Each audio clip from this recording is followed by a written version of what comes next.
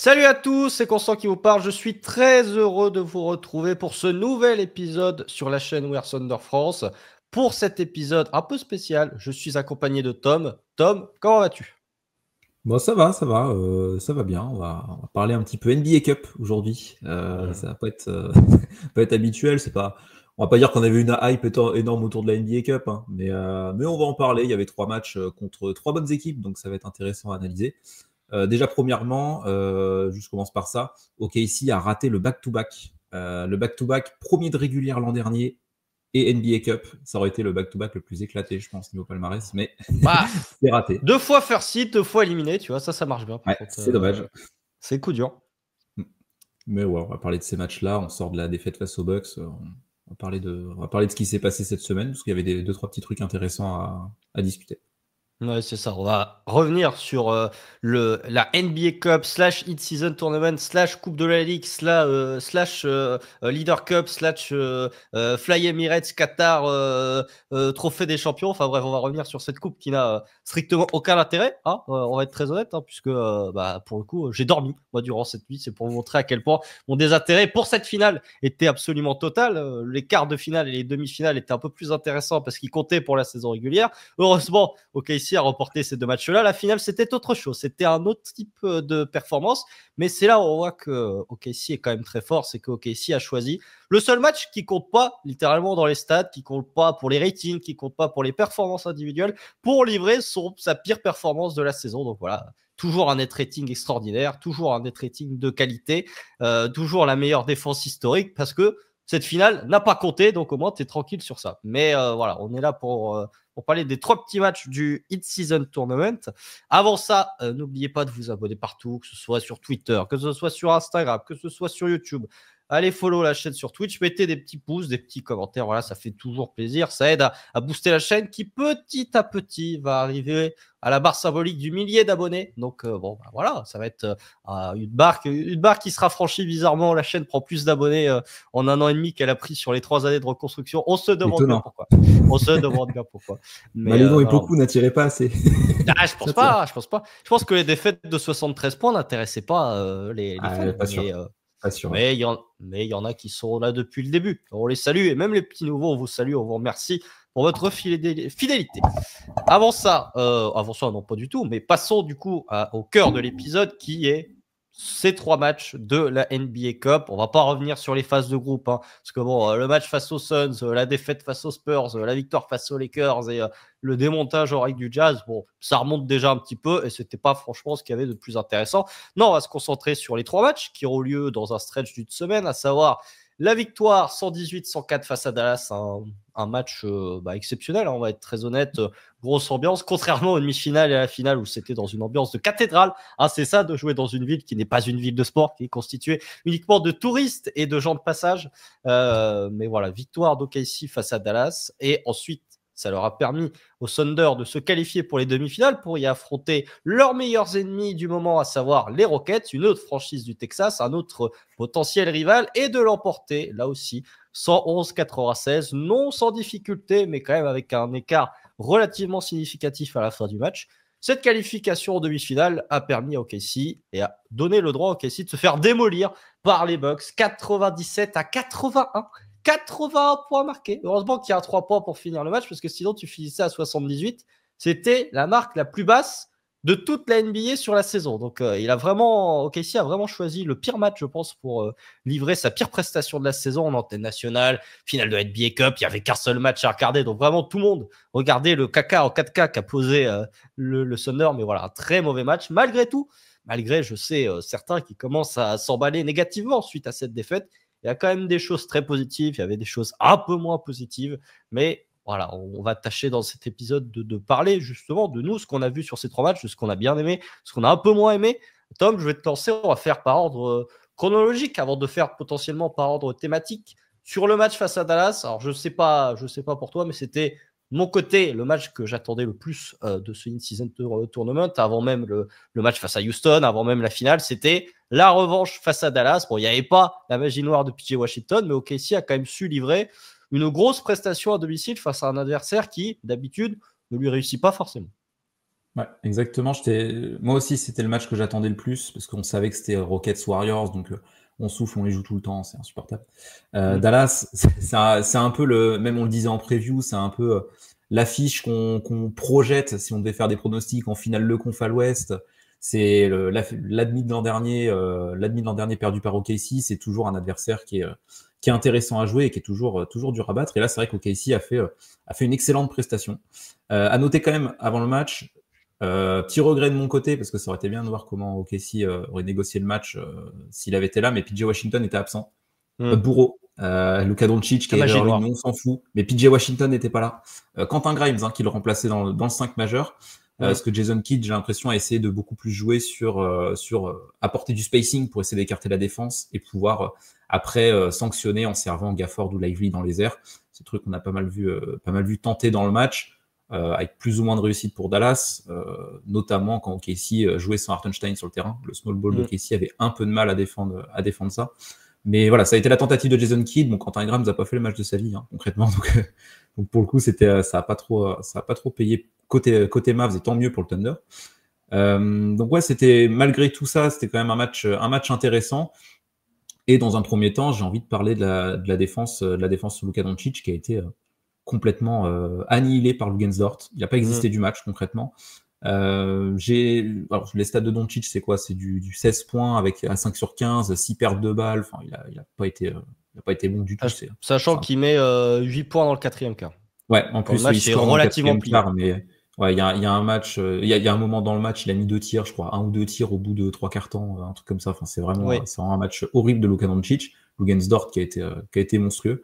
Là où j'étais assez étonné, c'est que Dallas n'a pas trop joué sur Kyrie Irving, malgré les galères de Luka Doncic, ce qui a plutôt bien profité à OKC qui, hormis des drives de Najee Marshall et quelques tirs de Klay Thompson, a plutôt bien contenu l'attaque de Dallas.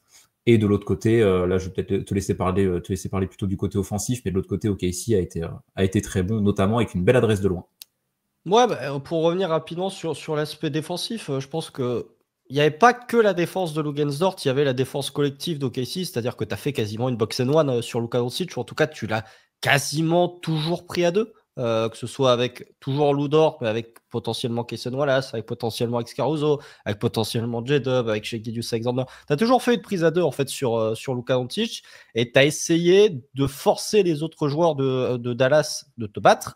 Ce qui est, comme tu l'as dit, n'a pas forcément été en réussite. Alors oui, Najee Marshall a fait un bon match, Klay Thompson a rentré des tirs, mais finalement c'était assez disparate et l'élévation de leur performance n'était pas suffisant pour combler la perte de la performance de Luka Doncic. C'est-à-dire que oui, tu as Najee Marshall, Klay Thompson et Kyrie Irving. Et encore, Kyrie Irving, c'est pas vraiment le cas, mais tu as Najee Marshall et Klay Thompson qui ont joué au-dessus de leur rendement habituel. Par contre, Luka Doncic était tellement en dessous que c'était difficile pour Dallas d'exister offensivement dans le match, surtout que Luka Doncic, depuis son retour de blessure, était quand même sur une petite série de triple-double, ou en tout cas de performances offensives de gros calibre. Et le match juste après l'élimination face à OKC, c'est le match à Golden State où il est en 45, 13, 14, enfin un match typique de Luka Doncic. Voilà, un match typique de Luka Doncic les soirs où il est chaud. Donc là, je trouve que OKC a fait une très grosse performance, même si je pense que ça a été favorisé, on va dire, par la relative manque d'adresse des joueurs de Dallas, puisque finalement, Dallas le tire à 15 sur 36 à 3 points, donc ça fait 42%. Mais au-delà de ces 42%, tu as un 5 sur 10 de Klay Thompson et le reste n'est pas forcément extrêmement adroit. Luka Doncic n'a pas mis dedans, Quentin Grimes n'a pas mis dedans, Dinwiddie n'a pas mis dedans. Voilà, il n'y avait pas PJ Washington dans le corner pour punir. Donc forcément, c'est plus difficile pour sanctionner quand tu n'as pas PJ Washington. Mais voilà, je trouve que OKC a quand même fait une très belle performance défensive. Et après, offensivement, on reviendra après sur cette histoire d'adresse, mais c'est les soirs où OKC a mis dedans, puisque tu termines à 20 sur 50 à 3 points, dont 5 sur 9 pour Shai Gilgeous-Alexander qui fait un match. Enfin voilà, on peut lui taper dessus.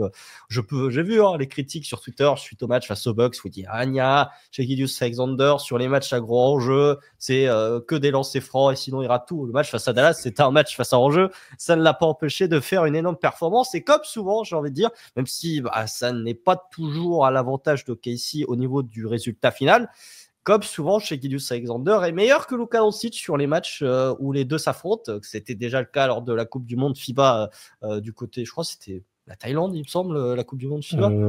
Ouais, c'était Je sais En plus. Chine, Je non, sais ou en plus. Chine, je crois. Bon, je sais plus. Bon, c'est C'était la en Coupe du Asie. Monde. En Bon, Asie, mais en il y a eu le Asie. décalage horaire. On s'excuse, mais je crois que c'était Thaïlande ou Non, je Indonésie, regardais. puisque bon, bref. Je Mais regardais ça. déjà, déjà durant la Coupe du Monde FIBA, il était meilleur. Durant la série de playoffs, on peut pas dire que Luka Doncic a fait une meilleure série de playoffs que chez Alexander. Et là, il est encore meilleur. Donc voilà, je trouve qu'offensivement, OKC a été excellent, avec notamment un Shai Gilgeous-Alexander de gala, avec un Isaiah Hartenstein qui a quasiment pris autant de rebonds offensifs que l'intégralité de Dallas. Quand on sait à quel point le rebond offensif a été un swing factor sur la série de playoffs, de voir qu'Hartenstein a quasi autant de rebonds off que les Mavs, c'est quand même assez satisfaisant. Et voilà, offensivement, je trouve que c'est une performance qui est très intéressante, notamment en seconde mi-temps. On va être honnête, en première mi-temps, OKC met un peu de temps à démarrer. Allez, le premier quart-temps, tu démarres bien, mais dans le deuxième, sur les minutes cherchées, tu galères un peu plus. Et deuxième mi-temps, c'est vraiment l'explosion avec un Shai qui est extraordinaire, avec un Isaiah Joe qui a commencé à mettre dedans. Donc voilà, je trouve que cette équipe d'OKC a livré quand même une belle performance face à cette équipe de Dallas et a su montrer, tu vois, que voilà, dans une grosse ambiance, dans une configuration entre guillemets de playoff, tu étais capable de battre cette équipe de Dallas, même s'il venait à manquer PJ Washington. Ouais. Coupe du Monde FIBA, Indonésie, Japon, Philippines. Ah bah, pas du tout Thaïlande en fait. Faut les trouver, hein. Faut les trouver, mais il n'y a pas la Thaïlande, effectivement, ni la Chine. À coup dur.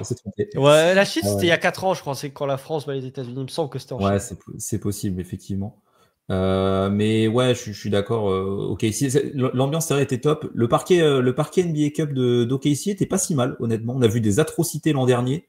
Franchement, ça se regardait bien. Tu saignais pas des yeux en regardant le match. Franchement, c'était. À comparer à celui de Houston, c'est sûr que c'était mieux. Ah, Houston, ouais. Déjà, c'était pas rouge. Houston, c'est pas bien, effectivement. Mais oui, OKC, il y a eu la différence d'adresse. T'en as parlé d'Isaiah Hartenstein qui a pris beaucoup de rebonds offensifs. Les secondes chances, OKC, la bataille des possessions. On sait que c'est souvent quelque chose qui est ciblé par le Thunder, notamment via la provocation de pertes de balles. Et là encore, il y a 18 pertes de balles provoquées par OKC. Donc ça devient habituel. Hein, c'est ce qui fait l'excellence de la défense d'OKC.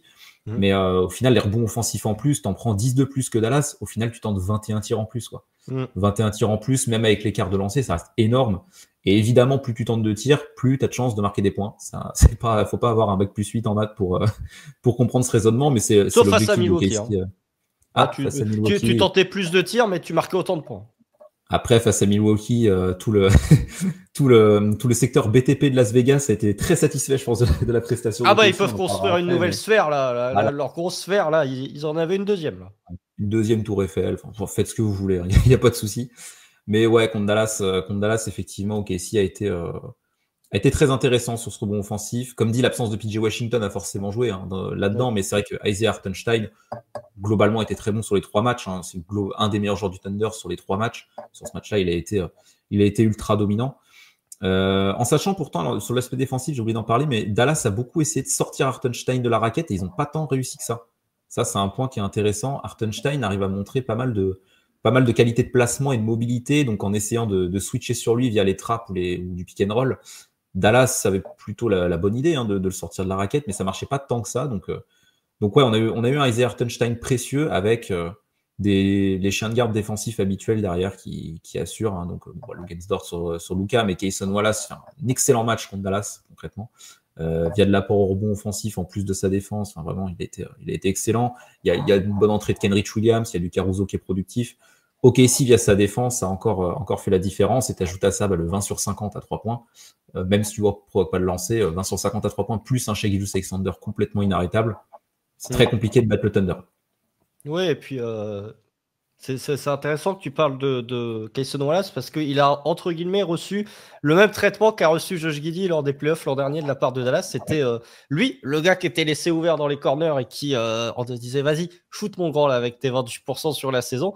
On peut pas dire qu'il a foncièrement sanctionné parce qu'il termine que à 3 sur 9 à 3 points et 4 sur 10 au tir au global. Par contre, il prend 4 rebonds offensifs, ce qui n'était pas forcément le cas de Josh Giddey sur la série face à Dallas. C'est que Josh Giddey, il restait dans son corner, il tentait le 3 points, il faisait le repli défensif. Là, on a vu pas mal de situations où Cason Wallace, il était dans le corner, mais comme c'était le joueur qui était entre guillemets oublié par la défense de Dallas, c'était lui qui allait se projeter au rebond offensif et c'était lui qui venait un petit peu perturber, on va dire, les box-out de Dallas qui étaient déjà bien embêtés par Isaiah Hartenstein. Et là, je trouve que c'est un match où on a vu qu'OKC était quand même plus dans la quête du rebond offensif que ce que ça pouvait être le cas habituellement. C'est-à-dire que tu avais beaucoup de situations, tu avais beaucoup de joueurs qui se projetaient vers le panier pour essayer d'arracher le rebond offensif, là où d'habitude, OKC est plutôt conservateur sur sa manière de jouer le rebond off, c'est-à-dire que quand Hartenstein est là, vas-y mon grand, fais ton truc. Quand Hartenstein n'est pas là, tu as Lou Dort qui va y aller une fois de temps en temps, mais tu es beaucoup plus axé sur le repli défensif que ça n'a pu être le cas sur le match face à Dallas. Donc je trouve ça intéressant. Je trouve ça intéressant aussi que OKC, on reparle encore une fois du 20 sur 50 à 3 points, mais l'an dernier, c'était une problématique. Souvenez-vous les matchs face aux Lakers, souvenez-vous les matchs face aux Raptors, où dès qu'OKC commençait à rentrer dans un gros taux de volume au niveau des 3 points, tu perdais en efficacité. Bon, là, tu finis à 20 sur 50. Donc, en termes d'efficacité, elle était toujours là.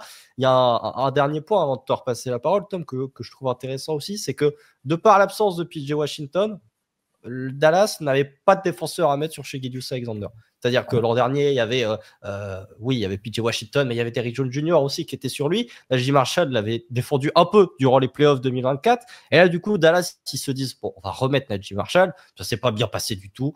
Ils vont tenter Quentin Grimes aussi, ça s'est pas bien passé du tout. Enfin, vraiment, on avait un Shai Gilgeous-Alexander qui était absolument inarrêtable durant ce match. Voilà, ça a permis au KC de passer devant. Mais globalement, c'était une prestation qui était quand même assez intéressante, même si, encore une fois, il y a toujours cette problématique des 7 lancers francs tentés, dont 1 pour Shai Gilgeous-Alexander, dont 4 pardon, pour Shai Gilgeous-Alexander dans le premier quart-temps, il me semble. Quelque chose comme ça. Donc, c'est tout dans le match. Donc voilà, je trouve que OKC a quand même est parvenu à remporter la bataille de la possession, enfin la bataille du jeu de la possession d'une manière différente que ce que ça a pu être le cas précédemment, puisque tu perds plus de ballons que Dallas. Par contre, tu as beaucoup plus de rebonds offensifs. Donc voilà, c'était un point que je voulais souligner, c'est qu'ils ont gagné le jeu de la possession avec plus de rebonds off. Ils ont gagné le jeu des mathématiques en marquant plus de 3 points que Dallas. Donc c'est difficile à partir de ce moment-là de perdre un match quand tu as plus de possession et que tu gagnes la bataille des 3 points. Ouais, bon, c'est un calcul mathématique simple hein, pour le coup, et là tout était en faveur d'OKC, donc ça a été une victoire assez nette au final, même si Dallas a tenté de s'accrocher, mais globalement OKC a dominé le match et s'en est très bien sorti. Tu vois, concernant les lancers, aucun lancer tenté par le Thunder en seconde mi-temps. Ouais. Ils ont les 4 de Shai en premier quart, et après il y en a 2 J-Dub et 1 Hartenstein. Mais ouais, très peu de provocation de lancer. Donc, bon, imagine, tu ajoutes de la provocation de lancer. Bon, voilà, là, c'est injouable. Mais j'aimerais bien finir sur Shai aussi, le côté inarrêtable qu'il a eu sur ce match-là. Ce match-là, je trouve, montre bien que tenter des 3 points et augmenter son volume à 3 points, ça peut avoir une utilité à moyen long terme sur la manière dont les défenses peuvent le prendre. Parce que dans ce genre de match où, là, on a eu le max, hein, parce qu'il a mis des grands pull-ups à 3 points en déséquilibre, enfin, où il est vers l'avant, là où il est un peu en déséquilibre, tout ça. Ouais. Il a mis des tirs, mais complètement improbables. Quand il rentre ses pull-ups à 3 points, Shai, il est injouable. C'est impossible de le défendre parce que tu es obligé de monter sur lui. Et alors, si tu montes sur lui, bon, bah, il attaque le cercle, il va à distance. On va pas redétailler le skill set de Shai dès qu'il a maximum 3-4 mètres du panier, mais il est déjà très très dur à défendre quand la défense est regroupée dans la raquette. Alors, s'il a de l'espace, bon, bah, c'est terminé. Et c'est vrai que ce match-là, c'était un beau symbole du Shai qui prend des tirs et où ça paye là où il y a des matchs. C'était contre les Warriors, je crois, quand il a 1 sur 10. Ouais. Où tu te dis, bon, il force beaucoup trop et les défenses vont même moins monter sur lui et le laisser dégainer. Là, sur ce match-là, c'est quelque chose qui a payé et Dallas n'a pas pu trouver de solution. Tu l'as dit, Najee Marshall, qui est dans l'idée un bon défenseur à mettre sur Shai, il n'a rien pu faire. Hein. Le pauvre, là, il a fait ce qu'il pouvait, mais c'était impossible. Quoi. Mais même le dernier 3 points que rate Shai juste avant de se faire sortir par McDaniel, c'est un 3 points qui est pris n'importe comment. Vraiment, il fait gamelle. Hein. Il ressort de pas grand-chose. Ah, il était en feu. Mais ouais, il était dans une performance assez extraordinaire. À noter quand même le petit relâchement début de 4e quart, puisqu'il me semble qu'OKC passe à plus 20 début de 4e quart avec le gros run, enfin dans la lignée du gros run qui a été fait en fin de 3e quart, et Dallas revient très vite à moins 10, ce qui force un petit peu, ce qui précipite le retour de Shai Gilgeous-Alexander sur le parquet. Donc attention à ces aspects-là, à cet aspect-là du jeu, qu'on voit beaucoup quand même ces derniers temps, j'ai envie de dire, c'est pas tout le temps le cas parce que tu es tellement fort qu'il y a certaines équipes que tu démontes, mais il y a quand même cet aspect où tu es très fort quand Shai Gilgeous-Alexander est là, tu es peut-être un peu moins fort quand il est sur le parquet. Et attention à ce que ces runs un peu, enfin pas ces runs, mais ces moments où ces moments faibles ne se transforment pas en énormes moments faibles qui peuvent potentiellement remettre l'adversaire dans le match en 2 minutes. Quoi.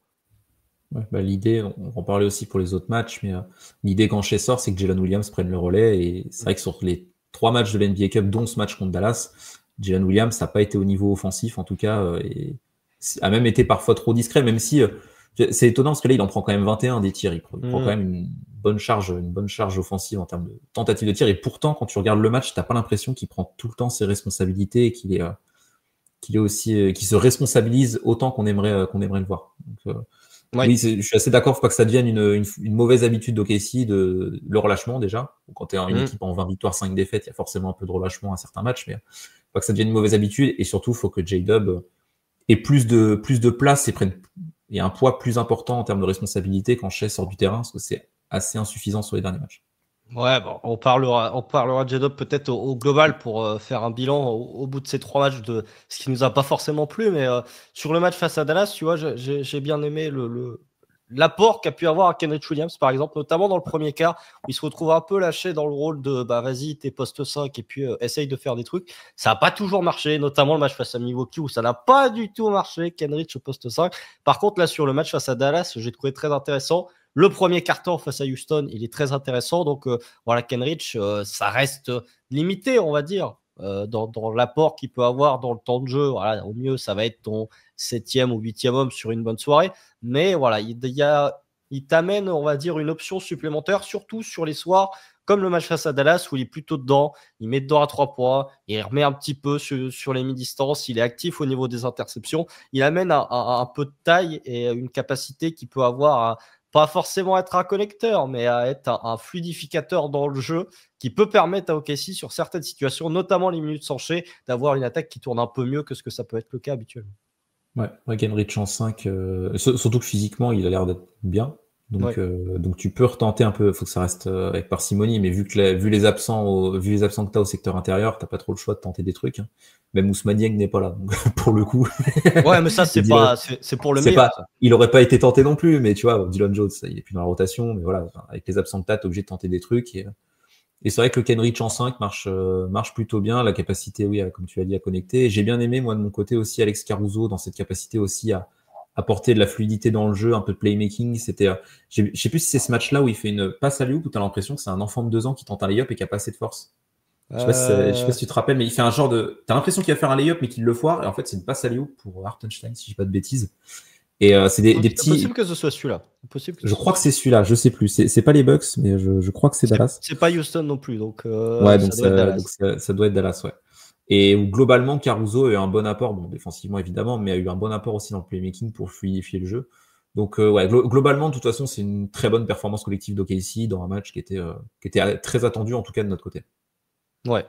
Et puis Alex Caruso qui, pour le coup, n'a pas soufflé le même vent chaud de manière qualitative, on va dire, sur les 2 matchs suivants. On reviendra encore sur le niveau d'Alex Caruso, mais il y a un moment où on atteint le point de rupture sur le niveau offensif d'Alex Caruso. On en avait déjà débattu quand on avait fait les notations au bout de 20 matchs, mais là, bon, ça devient un peu compliqué. Ça devient difficile de justifier pas l'apport, mais les potentiels 20 millions qu'il pourrait avoir d'extension sur les 4 prochaines années.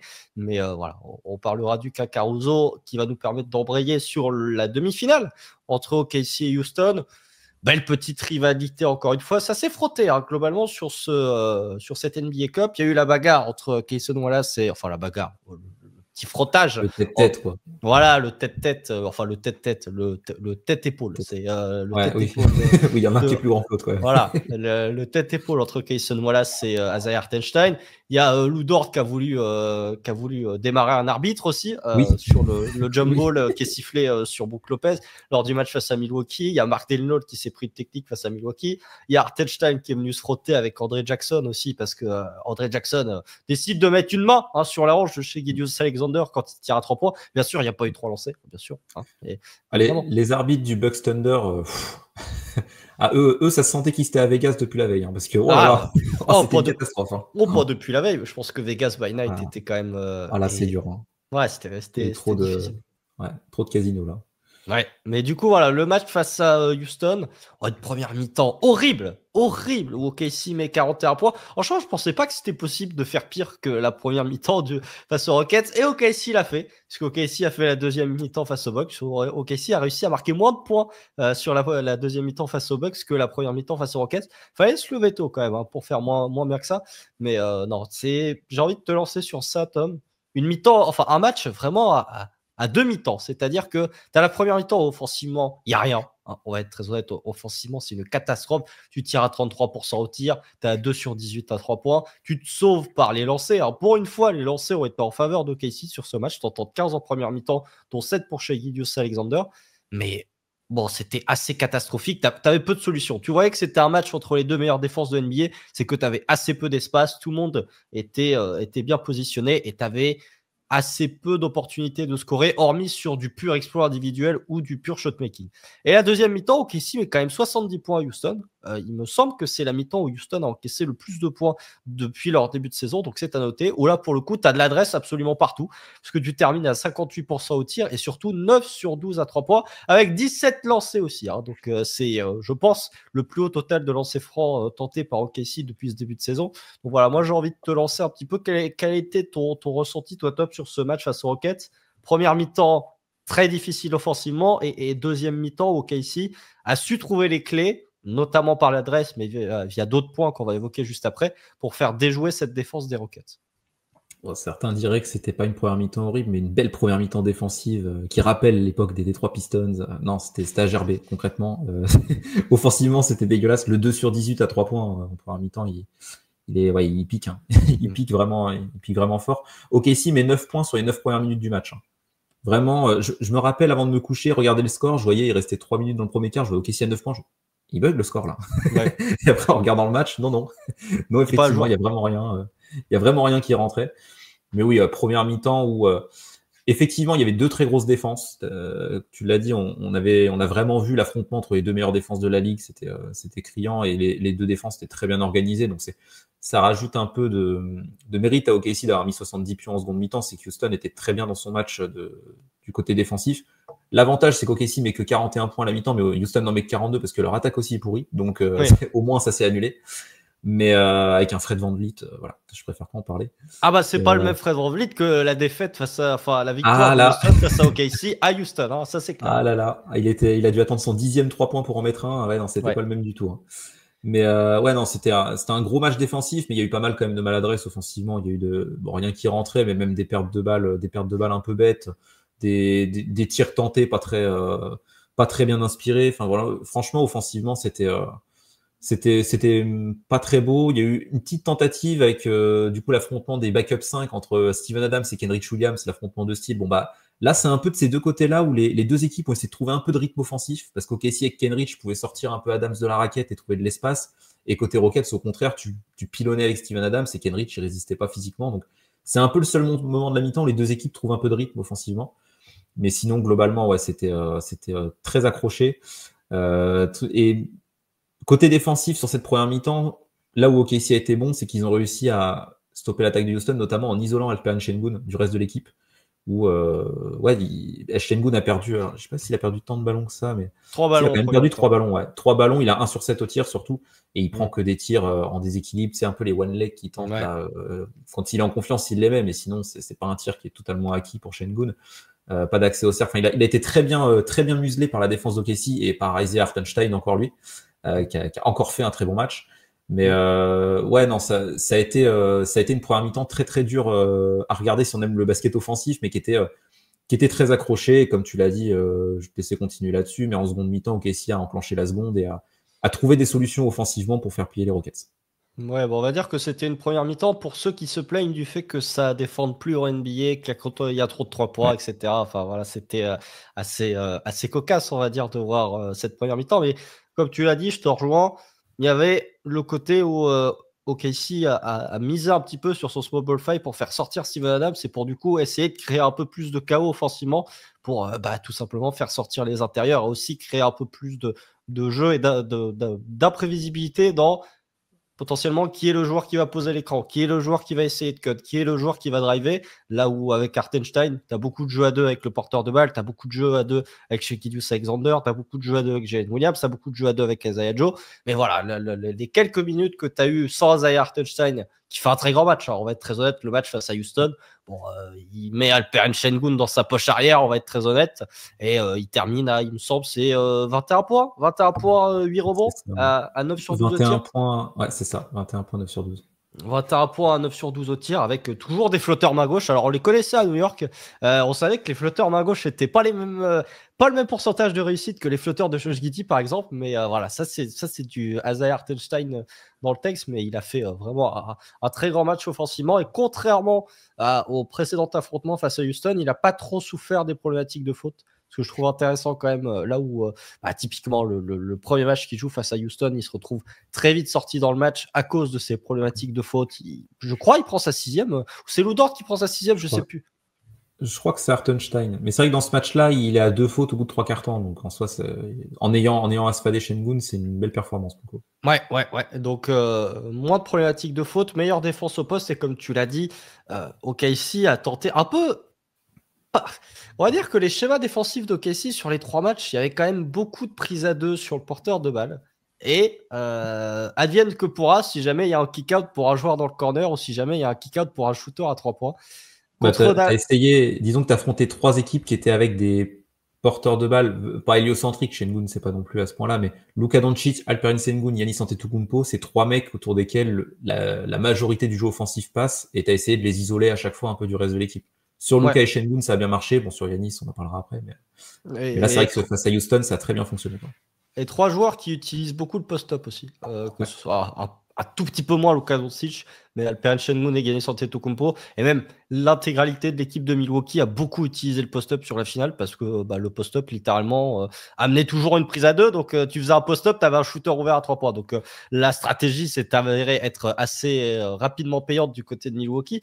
Mais non, effectivement, je trouve que défensivement, OKC a amené beaucoup de pression sur Alperen Şengün tout en étant relativement serein et relativement, on va dire, dans le bon tempo pour les close-outs. Ce qui n'a pas forcément été le cas face à Milwaukee, parce qu'il y a des séquences face à Houston où tu as un post-up de Şengün, tu as Hartenstein qui défend dessus, tu as une prise à 2 qui vient avec Lou Dort, potentiellement tu as un kick-out pour Fred VanVleet ou pour Jalen Green, et tu as Cason Wallace qui sort très vite sur le shooter et qui est capable de faire le close-out. Donc je trouvais que la défense d'OKC était agressive, mais pas perdu sur les close-outs sur le match face à Houston, ce qui a un peu fait défaut sur le match face à Milwaukee. En deuxième mi-temps, c'est un petit peu pareil, puisque finalement, l'adresse de Houston a été catastrophique sur ce match. Il termine à 11 sur 46 à 3 points. Alors, il y a des tirs ouverts, certes, mais il y a quand même beaucoup de mauvaises décisions, notamment du côté de Fred VanVleet sur la sélection de tir. Le seul qui a un peu cartonné, c'est Amen Thompson, qui met quasiment 20 points à 9 sur 15, dont des mid-range. Des mid-range à mi-distance, voilà, c'est ce que je voulais dire. Des mid-range à mi-distance. Alors, on sait qu'il en met de temps en temps, mais là, pour le coup, c'était assez indécent. Mais on était dans une configuration beaucoup plus typique d'un match du Thunder, puisque Houston termine avec 19 rebonds offensifs. Là, OKC, il n'en a que 4. Super performance. Mais voilà, au niveau des turnovers, ça s'est relativement équilibré. Et OKC avait quand même 7 lancers francs de plus que Houston. En deuxième mi-temps, oui, effectivement, je trouve que OKC a montré une belle performance, déjà de par l'adresse que tu pouvais avoir à 3 points, et je trouvais que tu étais un peu moins dépendant, entre guillemets, du jeu à 2 que tu pouvais avoir avec Isaiah Hartenstein, même s'il met 14 points en deuxième mi-temps. Je trouvais que dans la variété offensive, justement, c'était un peu plus varié et que tu avais moins de situations un peu prévisibles où tu vas avoir Shea qui remonte la balle, tu vas avoir un écran d'Hartenstein et du coup avec la séparation, soit il va driver, soit il va tenter le 3 points en sortie d'écran. Je trouvais qu'on utilisait pas mal Hartenstein en tant que hub offensif et ça a plutôt bien marché. Donc sur cette deuxième mi-temps, je sais pas l'adresse a été un facteur forcément, mais je trouve que OKC a su trouver les clés pour faire un petit peu déjouer cette défense de Houston que tu avais difficilement su faire déjouer en première mi-temps. Ouais, je trouve que ça a beaucoup reposé sur le talent individuel des joueurs aussi, la production offensive. Seconde mi-temps, Shea a réussi à enfin se défaire Dillon Brooks, parce que Dillon Brooks, il fait une première mi-temps sur Shea qui est quand même très costaud. Hein. Honnêtement, il a été excellent. Et du coup, en arrivant à se détacher Dillon Brooks, il a trouvé des espaces et ça a commencé à foutre le bordel. Bon, Shea a même apporté un peu de playmaking. Il y a cette action où il arrive, il sert d'Hartenstein qui commence à poser l'écran pour crosser Dillon Brooks. Oui, incroyable. Il attaque le panier, kick-out à 45 pour J-Dub qui fait ficelle à 3 points. L'action de Shea. Elle fait pas ficelle. Elle rebondit 4 fois sur l'arceau. Elle fait pas ficelle. Qu'est-ce que je raconte? Elle rebondit 4 fois. Ouais, elle rebondit 4 fois. On va dire ficelle. On réécrit l'histoire. Bien sûr. Mais ouais, non. En tout cas, l'action de Shea est très bonne et globalement, je trouve que ça s'est débloqué via Shea qui a réussi à prendre la mesure de Dillon Brooks en seconde mi-temps. Après, oui, OKC collectivement avait même plus d'armes en fait que les Rockets. Les Rockets, on va revenir sur Fred VanVleet et Jalen Green, mais quand tes deux guards sont aussi maladroits, ça devient tout de suite plus compliqué, sachant que Houston, on sait que c'est une équipe qui a des ressources offensives limitées et voilà, qui, contrairement à OKC, qui dans sa construction d'équipe a plus de joueurs capables de prendre des responsabilités, de créer des décalages, etc. Tu vois, ça a été un peu moins le cas sur ce match-là. On parlait sur le match d'avant du playmaking de Caruso, mais même les capacités de connecteur de plusieurs joueurs d'OKC ont pas mal servi. Donc oui, le Thunder, oui, a fait la différence en seconde mi-temps grâce à son talent offensif, pardon. Et tu l'as dit avec Hartenstein en hub offensif, il y a eu pas mal de situations de hand-off Joe Hartenstein qui ont mieux fonctionné en seconde mi-temps qu'en première. Et t'ajoutes quelques petits, enfin ces petits éléments-là en plus, et c'est là où OKC a réussi à faire la différence en étant plus productif en attaque et en restant une défense très solide tout le match. Donc ouais, voilà, OKC, je trouve que c'est vraiment grâce à son talent offensif qu'ils ont réussi à faire la différence. Malgré un apport famélique du banc sur le match face à Houston, c'est assez catastrophique. Il y en a eu certainement au cours de la saison, mais j'ai l'impression que c'est le match, même si Caruso, il me semble que Caruso termine dans le 5, le match, je crois, je suis pas sûr, à vérifier, mais j'ai l'impression que c'est le match où Mark Daigneault s'est le plus reposé sur ses titulaires. Que tu regardes, Jalen Williams joue 39 minutes, 37 pour Shea, 33 pour Hartenstein, 32 pour Cason Wallace, 31 pour Luguentz-Dort. J'ai rarement souvenir de voir un match du Thunder où tu as les 5 titulaires qui jouent plus de 31 minutes. Souvent, c'est assez éparpillé. Oui, Jalen Williams et Shea vont jouer leur chien de minutes, mais le banc est un peu plus ouvert. Là, tu vois, tu as Caruso qui joue 20 minutes, tu as Zayajo qui joue 18 minutes, et le reste, c'est Kenrich à 10, Aaron Wiggins et Jay Mitchell sont à moins de 10. Et même, j'ai envie de dire, sur le simple apport du banc, tu regardes Houston, ils ont 35 points en cumulé sur 3 joueurs, avec Amen Thompson qui en met 19, Tari Eason qui en met 12 et Steven Adams qui en met 4. Là, OKC a 14 points du banc. Et sur les 14 points du banc, il y en a 7 de Kenrich. Les 7 points de Kenrich, il les met tous dans le premier quart-temps, littéralement. Donc, c'est d'ailleurs lui qui empêche OKC de complètement couler sur le premier quart-temps, notamment la fin de premier quart-temps. C'est lui qui vient apporter un petit peu dans ce domaine-là. Voilà, je trouvais que c'était un match où la différence s'est faite vraiment sur Houston avait le banc, OKC avait le starting five, et surtout OKC avait l'axe, entre guillemets, Jalen Williams, Shai Gilgeous-Alexander, Isaiah Hartenstein, qui était dominant comparé à l'axe Jalen Green, Fred VanVleet et Alperen Sengun, où vraiment offensivement, tu avais un trio qui était en réussite, là où l'autre trio d'en face était quand même relativement nulle part, que ce soit en termes d'efficacité, que ce soit en sélection de shoot, ou que ce soit en termes de perte de balle. Ouais, exactement. Et oui, Caruso a fini le match à la place d'Hartenstein d'ailleurs sur ce match-là. Ouais, ça a joué petit côté OKC. Et ouais, tu l'as dit, Daigneault s'est beaucoup reposé sur les titulaires. C'est qu'un Cason Wallace à 32 minutes. Le quatuor, sinon on n'est pas trop surpris, mais Cason à 32 minutes, malgré un match où il est toujours pas à droit, il est 1 sur 4, il rentre, c'est Cason Wallace cette année, quoi, il rentre rien, mais malgré ça, voilà, il reste sur le terrain parce que défensivement, il a un apport qui est conséquent. Parce qu'il y a un peu de ballon gratté. Enfin voilà, il a un bon apport. Cason Wallace, c'est globalement bon, le match contre les Bucks, on va un peu l'oublier, mais sur ce Mavs Rockets, Cason Wallace a été très pertinent dans le starting five. C'était un choix payant en fait, de la part de Mark Daigneault. Et oui, effectivement, là, je pas grand chose à dire de plus. Moi, en tant qu'observateur, j'ai bien aimé le match de Jabari Smith dans l'équilibre défensif des Rockets. Mais sinon, j'ai pas... Ça fait un paquet de temps qu'il est pas mauvais, Jabari Smith Junior. Alors, il met pas un panier, ça c'est toujours la problématique. Mais par contre, défensivement, il est toujours de très bonne facture, Jabari Smith, et c'était déjà un peu le cas l'an dernier. Mais ouais, pour revenir rapidement sur Cason Wallace, moi, ce que j'aime beaucoup chez lui, défensivement, c'est sa capacité à naviguer entre les écrans ou potentiellement à ne pas se laisser prendre par l'écran de retard que tu peux avoir par un Alperen Sengun, enfin voilà, Fred VanVleet. Il y a très peu de situations où il défendait principalement Fred VanVleet. Il y a très peu de situations où il s'est retrouvé vraiment pris sur le premier pas ou alors avec suffisamment d'espace laissé à Fred VanVleet pour qu'il puisse soit shooter dans un fauteuil, soit driver. Et du coup, quand il drive, Fred VanVleet aime relativement provoquer des lancers. Donc voilà, j'ai beaucoup aimé ce qu'a été capable de faire Cason Wallace défensivement, notamment sur la gestion soit du jeu off-ball, soit sur la capacité à défendre le pick and roll et à potentiellement combler l'écran de retard qu'il pouvait avoir sur l'attaquant de Ouais, athlétiquement, de toute façon, ça fait plusieurs fois qu'on en parle, mais athlétiquement, il a pris un gap.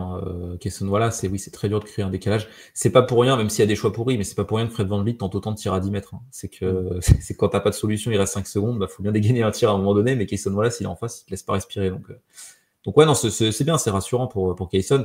S'il se remet à rentrer des tirs à 3 points, il va être précieux, et ça va être lui le 5e starter. Il faut qu'il les Ouais. rentre. Ouais, c'est un énorme si là encore. C'est un si c'est un si de plus en plus grand. Mais effectivement, Fravolit, pourquoi il tentait autant de tirs à 10 mètres? Parce qu'il tombait dedans au précédent match. Il s'est dit, bah, ça va bien retomber vrai. dedans sur celui-ci. Et non, finalement, pas de live Instagram pour les Rockets. Pas un deuxième en tout cas. Ça n'a pas été le cas. Mais en parlant de manque d'adresse à 3 points, on va passer sur la finale. Bon, la finale, comment dire, ça a été très compliqué. Alors, ça avait très bien débuté. En plus, moi, je l'ai pas regardé le match en direct. Donc, quand je me suis réveillé, j'ai vu qu'OKC avait perdu. Je fais bon, ok, ça arrive. J'ai vu 81 points. J'ai fait quoi? Comment ça, tu as marqué 81 points? C'est pas normal. Il y a un bug d'affichage là aussi. Il manque 20 points. Non, OKC a bien marqué 81 points. Et pourtant, comme je l'ai dit, ça avait bien débuté puisqu'il me semble qu'il y a 20-12 ou 20-14 au bout de 6 minutes. Il y avait un pion au bout de 6 minutes en tout cas, ouais. Une petite avance qui est créée. Le début de match est très bien. Offensivement, tu joues des transitions offensives sur des lancers francs inscrits par Milwaukee. Tu joues des transitions offensives sur tes lancers francs manqués par Milwaukee. Tu joues des transitions offensives sur des paniers marqués. Pardon, je suis toujours malade pour ceux qui n'auraient pas compris. Mais tu as tu as toujours en fait, tu as le duo Hartenstein-Shea qui marche très bien durant le premier quart-temps.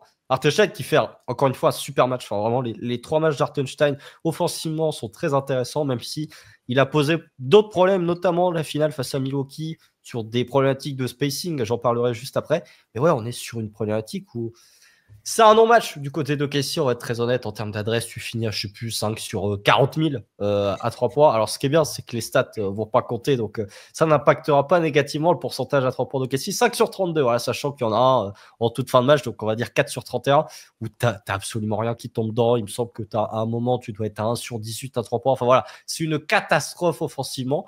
Crédit quand même à la défense des Bucks qui a su tordre le piège de Casey. Même si, voilà, Tom, je vais te lancer sur ça.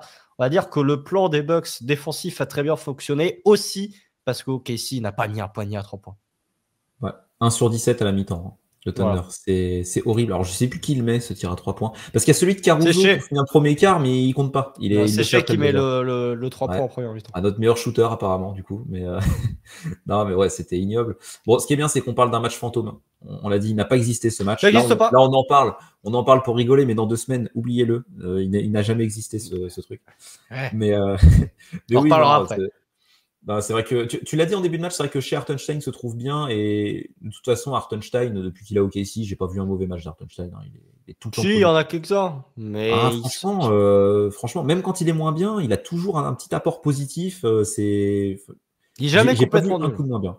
Voilà, j'ai jamais vu un coup de moins bien d'Hartenstein. Bon, il y en aura à un moment donné, mais c'est vrai que pour l'instant, les 10 matchs plus ce match fantôme, ils sont intéressants.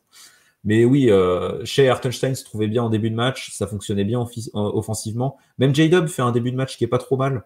Ça se gâte au fur et à mesure, ça devient beaucoup plus compliqué par la suite. Ça c'est bien le début de match offensif de J-Dub est intéressant. Et OKC crée un petit écart malgré le problème que tu vois dès le début du match, c'est qu'on n'arrivera pas à défendre Yanis. Dès l'entame, tu vois que ça va être compliqué. Tu vois J-Dub qui est en match-up sur lui et physiquement il mange. Hein. Alors que J-Dub c'est costaud, mais il prend cher dynamiquement et tu sais dès le début du match que ça va être compliqué.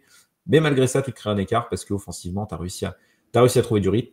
Et au fur et à mesure, tu n'avais plus ces fameuses transitions de début de match et tu as dû te reposer notamment sur ton adresse parce que Milwaukee a bien défendu sur ce match et à jouer à pick your poison, le fameux pick your poison. Ils se sont dit, on va laisser OKC mettre des tirs, on va voir s'il les rentre. 1 sur 17 à la mi-temps.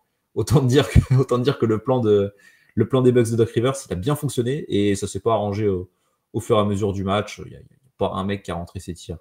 Vraiment, c'était le gars qui rentre le plus, c'est Shea avec 2. Donc 2 sur 9, c'est génial.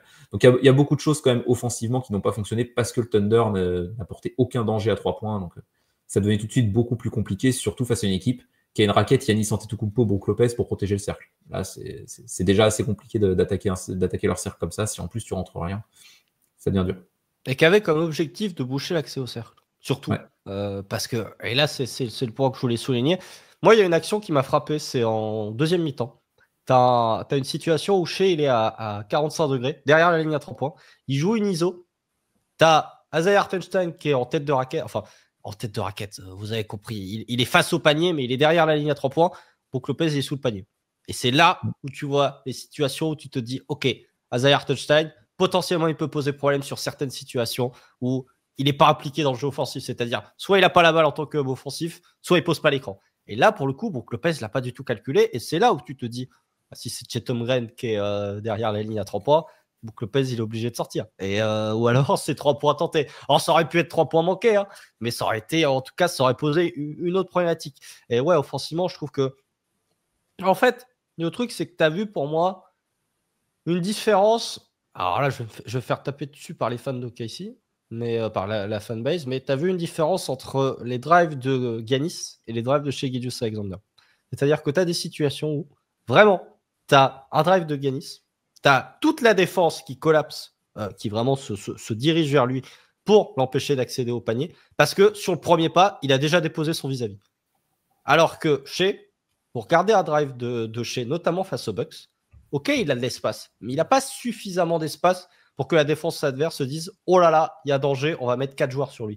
Et même dans des situations où effectivement la défense sort sur Shai, fort sur Shai pour l'empêcher d'accéder au cercle, et ben les kick-out, les passes de kick-out qu'a fait Shai, elles n'étaient pas de même qualité que celles de Giannis. Ça peut être qu'un match, hein, mais elles n'étaient pas de même qualité. Vous regardez les passes de Giannis, elles sont dans le bon tempo, elles sont pile dans le bon placement pour que le coéquipier qui reçoit la passe puisse déclencher son tir. J'ai le souvenir, encore une fois, en deuxième mi-temps, d'un drive de Shai qui ressort pour Kenrich, mais la balle, elle est 2 mètres à côté et Kenrich, vraiment, il arrive à la récupérer, sauf que le temps de la récupérer et de déclencher sa mécanique de tir, il y a déjà le close-out qui est fait par le joueur de Milwaukee. Donc, encore une fois, ça peut être qu'un match, et c'est la différence entre un mec qui fait 2m15 et 120 kg, un joueur qui fait un 98 et qui doit faire, je sais pas, 95 kg tout mouillé, c'est que bah, tu as un plus gros danger quand tu as un drive et que la défense va peut-être être encore plus focus sur l'attaquant quand c'est Giannis qui drive que lorsque c'est Shai, surtout que Shai a pas toujours drivé sur le match, il s'est souvent arrêté à mi-distance, il s'est souvent resitué à peu près à l'angle 0 à 2 mètres du panier pour tenter à mi-distance. Donc voilà, c'était le point que je voulais souligner. D'une part, la problématique de spacing qu'a pu apporter Isaiah Hartenstein sur le fait que quand tu n'es pas impliqué dans le jeu offensif, Brook Lopez ne le calculait pas et restait sous le panier, et le fait que au niveau des drives, je trouve et de la gestion des drives, de comment la défense réagit à ton drive, je trouve que Giannis a largement été meilleur que Shai sur ce match-là. Ouais, t'as vu la différence entre un être humain physiologiquement envisageable, comme Shai qui est un driver élite, mais quand t'as des mecs ultra athlétiques en face, c'est très bon défensivement parce que tu vois un gars comme André Jackson qui a été ciblé en attaque, on le calculait pas dans le corner, mais par contre défensivement il a été très très bon pour le coup. André Jackson. Bon. Tu vois même un Gary Trent a été intéressant, même un AJ Green, honnêtement AJ Green pas dégueulasse défensivement, en plus il met ses tirs donc intéressant. Quand tu vois ces mecs là qui tiennent déjà plutôt bien Shai et que tu as la protection de cercle derrière, c'est vrai que ça fait une différence par rapport à Giannis où j'en ai parlé tout à l'heure, mais on a vite compris dès le début de match qu'on n'aurait personne pour défendre Giannis. Et là aussi, tu vois, tu as parlé de Chet offensivement, j'ai beaucoup pensé à Chet sur ce match parce que déjà il me manque, mais aussi parce que des deux côtés du terrain, oui, en plus, c'est ça, mais je sais pas quand est-ce qu'on joue les Bucks d'ailleurs en régulière cette année, mais faudrait voir si on les joue après le All-Star break, mais c'est une match-up intéressante pour tenter du Chet Hartenstein, les Bucks, je trouve. Ouais, surtout que OKC sur une petite série, là, je vais essayer de vous retrouver la stat juste après, mais de mémoire, je ne sais pas à quand remonte la dernière fois qu'OKC a battu les Bucks lorsque Giannis jouait. C'est vraiment les Bucks. Déjà, les Bucks, en temps normal, ne nous réussissent pas. Alors, les Bucks, quand Giannis joue, c'est encore pire. J'ai l'impression que c'est la pire match-up récente pour OKC. Déjà, je me rappelle d'un match il y a 2 ans où Giannis était absent, on avait quand même perdu. Je crois que c'était un match de Javon Carter complètement dingue. Oui, le 36-10, avec le match en double overtime. Là. Même quand il n'y a pas Giannis, les Bucks, c'est compliqué. Ouais. Mais oui, voilà, c'est un match intéressant où tu te dis Chet Hartenstein pour défendre le Giannis Lopez, là, voir ce que ça donne. Bobby Portis, j'en parle pas parce que son match il est pénible. Mais oui, enfin, du coup, j'en reviens là-dessus à ce que tu disais sur Shai et Giannis. Oui, tu vois la différence entre Shai qui est un driver élite, mais qui athlétiquement est pas surhumain, et Giannis qui fait 2m11, doit faire 110 kg, un truc comme ça, on n'est jamais une mesure officielle, mais qui a des bras immenses, et où tu sais dès le début du match que tu n'arriveras pas à le défendre, et dès qu'il attaque le cercle, tu as 3-4 mecs qui viennent sur lui. Et comme tu l'as dit, le passing de Giannis, c'est à un autre niveau que celui de Shai. Shai, c'est un passeur correct, un mec capable de drive and kick, mais c'est pas un très bon passeur NBA. Giannis, il a développé des super qualités à la passe, et tu as des mecs, André Jackson qui les a pas rentrés, mais qui avait eu des tirs dans un fauteuil, AJ Green a eu des tirs dans un fauteuil, Gary Trent aussi. Je sais plus s'il y a un ou deux kick-out pour Lillard aussi. Oui. Même Brook Lopez dans le 4e quart en plante 2 de suite, et il y en a un qui vient sur un kick-out de Giannis, si je dis pas de bêtises. Ouais, dans le corner. Mais oui, voilà, les role players de Milwaukee ont été parfaitement servis par Giannis, et oui, tu as vu la différence entre les deux. En plus, tu as ce fameux truc niveau playmaking, tu sais, quand les joueurs grands qui ont des qualités en playmaking ont tendance à être meilleurs que les autres parce qu'ils voient le jeu de plus haut. Donc ils voient c'est le problème Tyus Jones, ça s'appelle. Exactement. Et c'est peut-être pour ça qu'Jokic est aussi fort à la passe aussi. Bon, au-delà du fait qu'il a un QI basket délirant, mais et une qualité de passe exceptionnelle, il y a aussi le fait qu'il soit un pivot, un pivot avec toutes ces qualités-là. Mais voilà, t'as vu une différence aussi entre Giannis top 2 joueur NBA et Shai qui est un joueur exceptionnel, mais un poil en dessous pour l'instant. Ouais. Après, on va pas être pardon, on va pas être trop critique non plus. C'est un match off de Shai parce qu'il y a beaucoup de paniers il y a beaucoup de paniers qui tentent, qui rentrent habituellement, qui rentrent pas. Et Giannis fait un énorme match. Donc on va être très honnête, c'est un non-match du côté d'OKC. C'est un bon match du côté de Milwaukee. 2021 d'ailleurs pour la stat. La dernière fois qu'OKC a battu les Bucks où Giannis jouait, c'était en 2021. 2020-2021. La saison où avec Al Horford et George Hill. Un match que tu remportes sans Shai, hein, bien sûr, sans Shai Gilgeous-Alexander. Avec George Hill apparemment. Ouais, avec même pas, George Hill jouait même pas. Avec 20 points de Al Horford, 22 points de Justin Jackson, 19 points de Lou Dort et 18 points de Darius Bazley. Voilà. Là, des noms qu'on sort qui viennent d'outre-tombe avec Hamidou Diallo qui fait un 3 sur 16 au tir, mais qui prend 13 en points. Voilà, les temps sont du côté de Casey. Mais non. Mais voilà, sur cet aspect-là, je trouve que déjà dans le plan de jeu d'OKC, pour défendre Giannis, OKC a tout tenté. C'est-à-dire qu'au début, tu mets J-Dub, tu dois qu'il se fait démolir défensivement et physiquement, ça marche pas. Du coup, tu re-switches sur Dort. Bon, ça marche pas non plus. Tu repars sur Caruso. Puis après, tu repars sur J-Dub et tu refinis sur Dort. Enfin, OKC a tout tenté. Il y a même eu un tout petit peu d'Hartenstein aussi. Ça n'a pas suffi. On va être et un peu de Kenrich aussi. Il y a eu une ou deux possessions de Kenrich, mais pareil, ça marchait pas. Un peu de Kenrich, là où Milwaukee s'est relayé aussi, comme tu l'as dit, avec Andre Jackson, avec AJ Green, avec Gary Trent sur Shai, avec un peu plus de réussite. Et encore, il n'y avait pas Chris Middleton. Mais voilà, je trouve que globalement, c'est un match où tu n'as pas de réussite à 3 points, tu prends des banderilles. Enfin, je suis désolé, il y a des tirs il y a un tir, je crois que c'est d'AJ Green en première mi-temps, en déséquilibre dans le corner où il y a Hartenstein dessus, ça prend que de la ficelle. Tu fais, ouais, bon, ok, super. Tu prends une banderie, enfin là, ce que tu as dit là, les 2 banderilles de Brook Lopez à 3 points là, dans le 4e quart où il est à 10 mètres. Il y en a une qui est contestée en plus. Ouais, non, mais il y a une il est en déséquilibre, c'est n'importe quoi. Bref, c'est vraiment, il y a des situations où tu te dis ok. Et pourtant, tu prends moins de 100 points, donc défensivement, tu fais pas un si mauvais match que ça, même si les Bucks tirent à plus de 40% à 3 points. Et malgré ça, je trouve qu'il y a quand même pas une problématique de plan de jeu, mais je trouve que OKC était vraiment trop, soit dans la sur-aide dès qu'il y avait un drive, qui n'était pas forcément de Giannis, parce que j'ai le souvenir d'un drive de Lillard, où tu as 4 joueurs d'OKC qui sont sous le cercle à l'attendre. Bah, du coup, ça donne un kick-out tout ça pour Gary Trent Jr. qui, je crois, met son panier, ou alors c'est AJ Green qui le loupe. Enfin bref, ça donne un kick-out grand ouvert pour un mec dans le corner. Quand c'est Giannis Antetokounmpo, d'accord. Quand c'est Damian Lillard, qui est un bon driver, hein, faites pas dire ce que j'ai pas dit, mais je trouve ça un peu moins valide et je trouve ça un peu moins pertinent d'avoir ce plan de jeu défensif là, surtout que, bah voilà, on va revenir sur moi mon incompréhension. Quand tu as Damian Lillard, quand tu as Giannis Antetokounmpo, si jamais tu veux te relayer sur Giannis, je comprends pas pourquoi tu as fait starter Isaiah Joe devant Cason Wallace. Ça, c'est une incompréhension que j'ai. Surtout que Isaiah Joe, à chaque fois qu'il est titulaire, il fait des matchs de merde. Hein. On va être très honnête, à chaque fois qu'il est titulaire, il fait des matchs pourris. C'était déjà le cas face à Dallas lors des playoffs. Et moi, je commence à développer une théorie qui dit qu'Isaiah Joe, il fait que des bons matchs face à des mauvaises équipes. J'ai l'impression en termes d'adresse. Et plus ça avance, plus j'ai l'impression que c'est ma théorie est en train de se confirmer. Mais la dernière fois que j'ai vu Isaiah Joe faire un bon match face à une grosse équipe, c'était il y a longtemps. Peut-être le match face aux Lakers, il me semble, où il doit mettre un peu dedans. Mais voilà, je trouve que, je sais pas ce que tu en as pensé, toi, Tom, mais moi, cette incompréhension autour du fait de subitement, alors que tu commençais à trouver un peu de stabilité avec Cason Wallace titulaire, tu pars complètement sur autre chose avec Isaiah Joe qui t'apporte pas du tout les mêmes qualités, qui t'apporte pas du tout les mêmes défauts.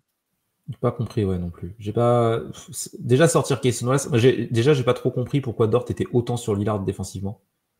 Et enfin, bon, du coup, vu que tu as mis Isaiah Joe, tu es un peu obligé, mais c'est vrai que Kayson Wallace dans le 5, tu l'as dit, ça a bien marché sur les 2 matchs d'avant.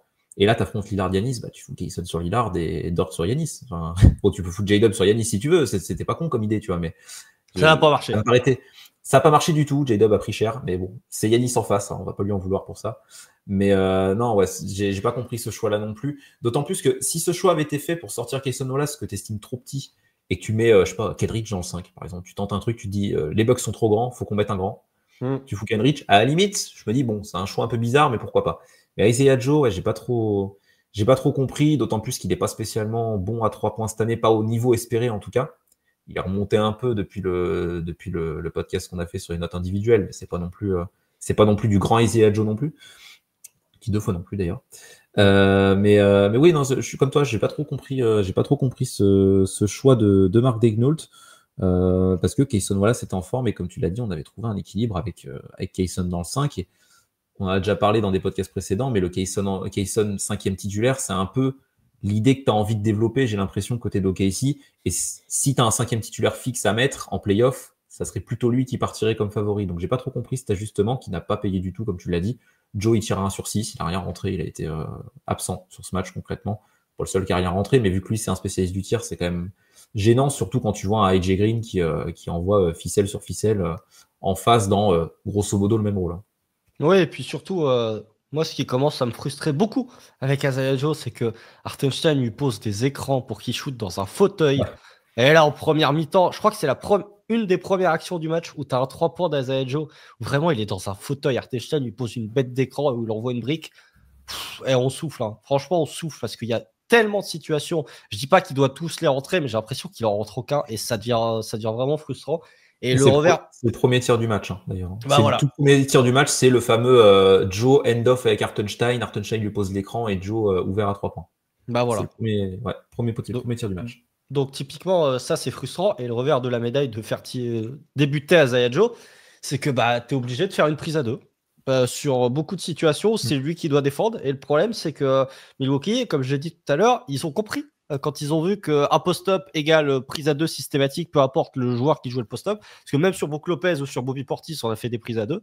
Bah, du coup, bah, tu as une situation. Je crois que c'est. Il me semble que c'est Lillard qui sert. Non, ou Gary Trent qui sert Bobby Portis. Bobby Portis, il joue à post-up, mais vraiment, il est à quoi? Il est à 6. Ouais, je sais pas. En tout cas, il est très loin du panier. Il est même pas en tête de raquette. Il est un peu excentré, ouais. excentré et ouais. Il a un peu... C'est en deuxième mi-temps. Il a un peu excentré. Prise à 2 automatique, il fait juste une passe pour ressortir, soit sur Lillard, soit sur Gary Trent, 3 points ficelle. Je ne comprends pas en fait. Je ne comprends pas le plan de jeu. Surtout que il me semble que c'était même pas Isaiah Joe qui défendait le post-up face à Bobby Portis. Que Bobby Portis, c'est un joueur qui joue beaucoup de post-up et c'est pas un joueur qui est extrêmement efficace dans ce domaine-là. Donc voilà, je comprends pas trop le plan de jeu. Et ensuite, Milwaukee a déroulé le post-up. Vas-y que je te mets du post-up pour Giannis. Vas-y que je te mets du post-up pour Brook Lopez. Donc voilà, je trouve que sur ce plan de jeu-là, j'ai l'impression qu'OKC, c'est un peu raté. Défensivement et que Milwaukee a bien su exploiter pas les faiblesses, mais en tout cas le plan de jeu qui était proposé par Mark Daignault et par le Thunder. Ouais, parce que première mi-temps, tu vois plus de Yanis lancé au panier. Et c'est un peu les séquences où tu dis, c'est dur de le défendre, mais tu le faisais shooter des lancers. Tu vois, il mettait pas forcément son panier, et Yanis au lancer, on sait qu'il en rate pas mal, donc c'était pas un si mauvais plan tant que les joueurs qui prennent des fautes, c'est pas des joueurs majeurs de ton équipe. Mais c'est vrai qu'en deuxième mi-temps, Yanis, il a plus trop ses actions où il arrive lancé au panier, parce que comme tu l'as dit, post-up. Et que ce soit près du panier, poste haut, à 45, enfin, il avait du post-up à peu près dans toutes les positions. Ouais. Et il a envoyé des renversements, enfin, il finit en triple-double, il fait 10 passes, Yanis. Enfin, bon, un excellent match, pour le coup, mais il s'est régalé là-dessus, et comme tu l'as dit, Milwaukee a exploité ce plan de jeu d'OKC, où OKC a un peu trop suranticipé peut-être le déficit athlétique, et a trop voulu, comme tu le dis, les double teams sur Portis, c'est pas nécessaire, surtout au vu du match qu'il a fait. Franchement, c'est pas, tu peux le laisser faire ses post-up, et s'il les met, bon, tant pis, c'est Bobby Portis, ça lui arrive de temps en temps de faire des matchs en 25-15 qui sortent de nulle part, mais souvent d'ailleurs c'est sur du rebond offensif, sur du putback rebond offensif qui contribue, mais il y a eu un peu de surréaction défensivement, même si on reste d'accord, le OKC a perdu le match d'abord en étant ignoble en attaque, et en mettant rien dans le panier, ce 81 points, c'est quand même bien horrible, quoi. Oui, justement, ça peut faire une transition toute trouvée un peu sur sur deux points d'inquiétude que je vois paraître de ci de là en lisant les réactions, toujours très modérées bien sûr et très posées sur Twitter le lendemain d'une défaite du Thunder sur. Et moi, je vais être honnête, c'est un réflexe que j'ai eu aussi. Enfin, c'est une réflexion que je me suis faite aussi de dire, t'as fait 2 fois quand même entre la série face à Dallas plus là la finale. Si on compte, enfin, j'ai pas le pourcentage exact, mais si tu prends la demi face à Houston plus la finale face à Milwaukee. OKC doit être, je sais pas, 23-24% à 3 points en cumulé sur les 2 matchs.